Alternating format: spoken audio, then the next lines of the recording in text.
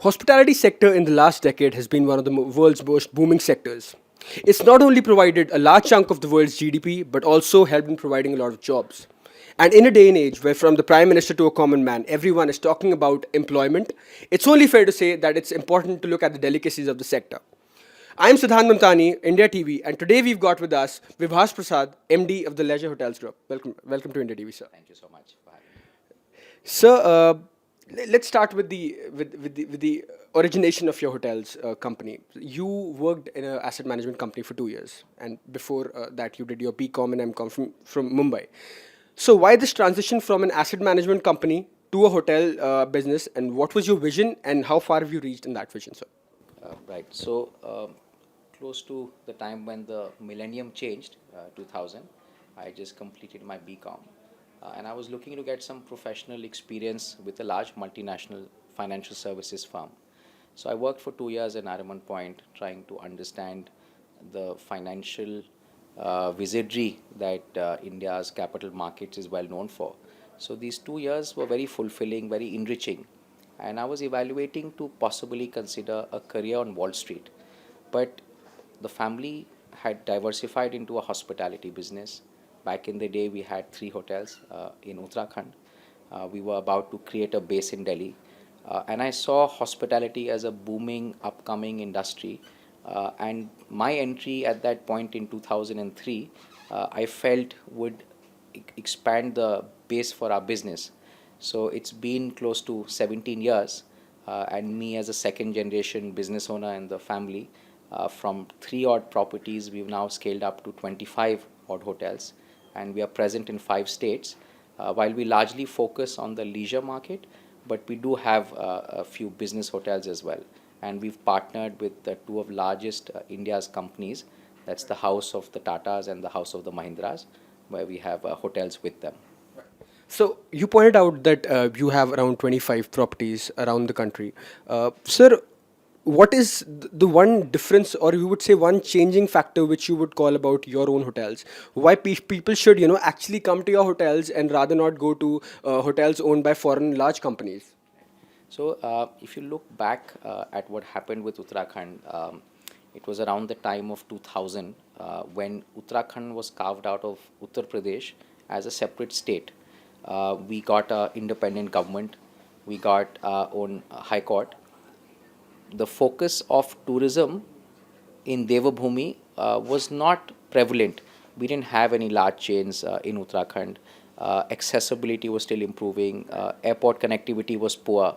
So when we were operating in the state of Uttarakhand, we realized that there's a huge opportunity. So we kept expanding in the state, and if you know, there's a huge spiritual and pilgrimage sector in Uttarakhand with the Char Dham Yatra, Haridwar and Rishikesh. There's abundant wildlife in places like Rajaji National Park, Corbett National Park, numerous other opportunities for adventure, hiking, trekking. So we realized that there was nobody who was entering this market because of even restrictions on land ownership. We are deemed people who can own land in the state itself. So we diversified and kept expanding. And with pride, we can say that we were the first hotel company to bring the House of Tatas into the state 3 years ago, and the 22 odd hotels that we already own. So we've now seen that most of our work in the state is done. Hence, we are now looking to expand outside Uttarakhand, even in other markets like Himachal and the rest of the country. So, talking about Uttarakhand and where most of your hotels are, as you rightly pointed out, most of the places in Uttarakhand which are famous for tourism are mostly because of the kind of nature we find there. So, how do you balance between creating a five-star experience for the tourist, that could be national and international tourists who come there and stay in your hotels, and at the same time balance that with what the nature demands in such places? Because at some places we've seen around our country that because of the industrialization, nature has suffered to a large extent. So what steps did you take as a hospitality venture to safeguard the nature? So it's an interesting question. So our families actually hand land holdings in the state for more than a century. So our current hotel in Haridwar was a dharamshala that my forefathers had built 110 years ago. So it's on the banks of the Ganges, which we restored very carefully using critically acclaimed architects. So that restoration to a lovely heritage hotel gave us the fillip that we can continue to expand down the line.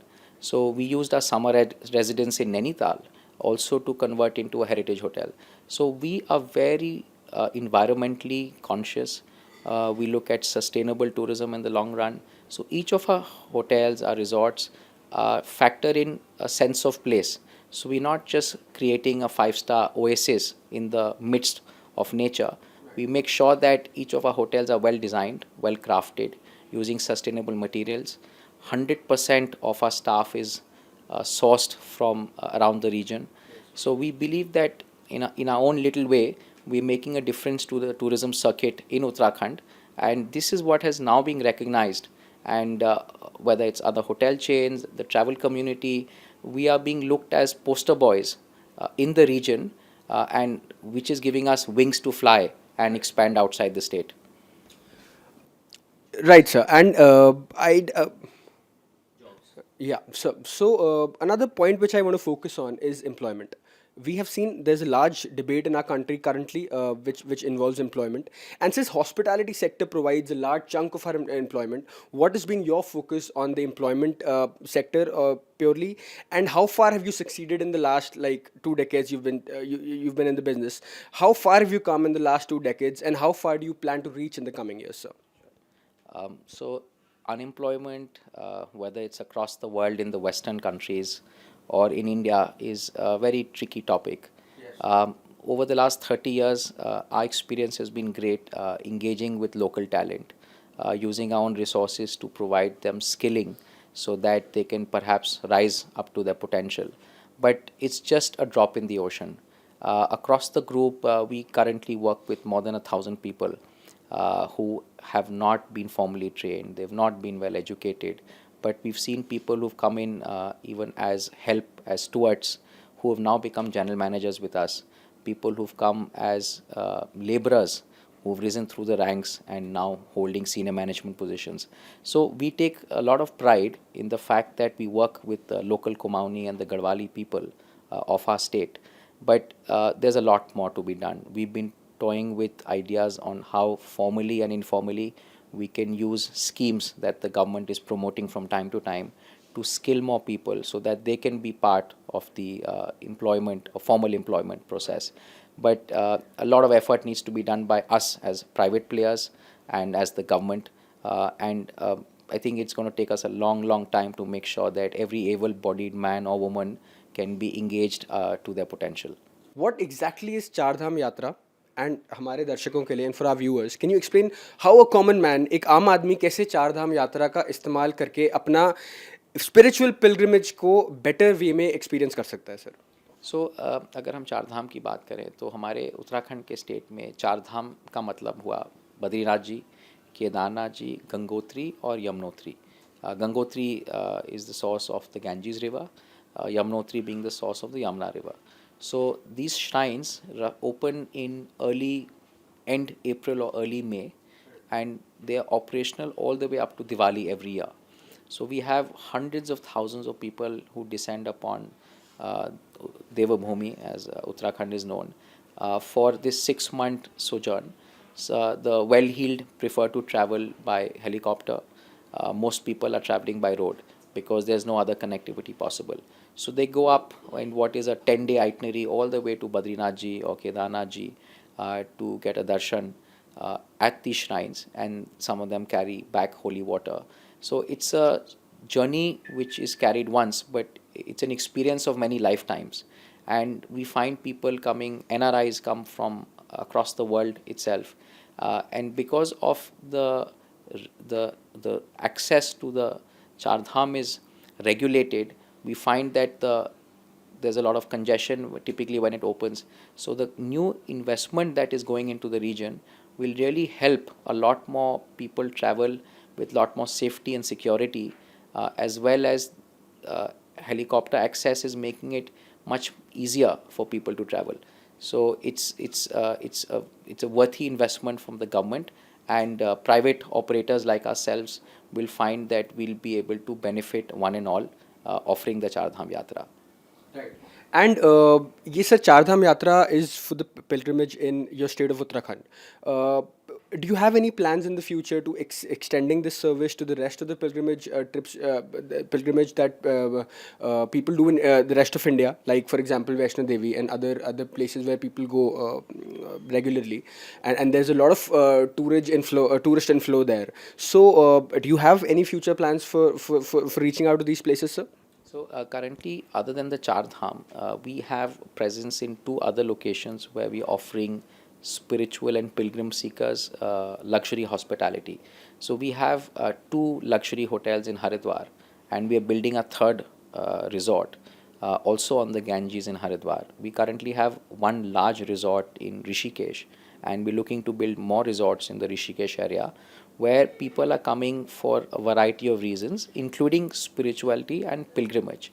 We're currently not looking to necessarily expand in tourism circuits, but I'm told that there's a lot of infrastructure that the government is also looking to help, where they may offer land at reasonable prices on lease or accessibility, which will improve. So we are always looking out for opportunities, but I do believe that next 1 or 2 years will be focused in Uttarakhand itself. So, sir, finally, I would like to bring you to the entrepreneur side of your business. Being a young entrepreneur yourself, sir, what would be that one advice that you would give to the rest of the young people who are actually hoping to become entrepreneurs in the future? What is that one single agenda that brings you to a point where you started from working in an asset management company, and from there creating a business which is now spread to almost 5 states, like you said, in India? So, what is that single thing that a man does which brings him to such point of success, sir? So I'd like to answer this question two which ways. So one, I think it's a fabulous time to be in India. If I look back, if I had perhaps looked at moving to the US or anywhere else in the world, I would have missed the bus when it came to what is already happening in this country in the last 2 decades. There is great opportunities for entrepreneurs in almost every sector possible. There's a lot of startup capital which is available. Safety and security, which were concerns back in the day, now taken for granted or reasonably getting better. So there's no better time to be in India.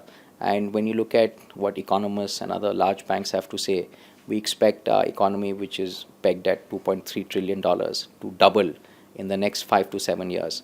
So even if you don't do much, you will double your business being in this country. So that's the first part. Second, I believe there's no reason why a person cannot go out and become an entrepreneur if you have a great idea. Two, if you have a problem to solve. If you have copycat ideas or you're not actually solving a problem, then the journey can be difficult. But even if you do fail, you must pick yourself up and get back, because it's never easy when you're on the path of entrepreneurship. And that is something that I would send as a message to anyone who's wanting to be an entrepreneur.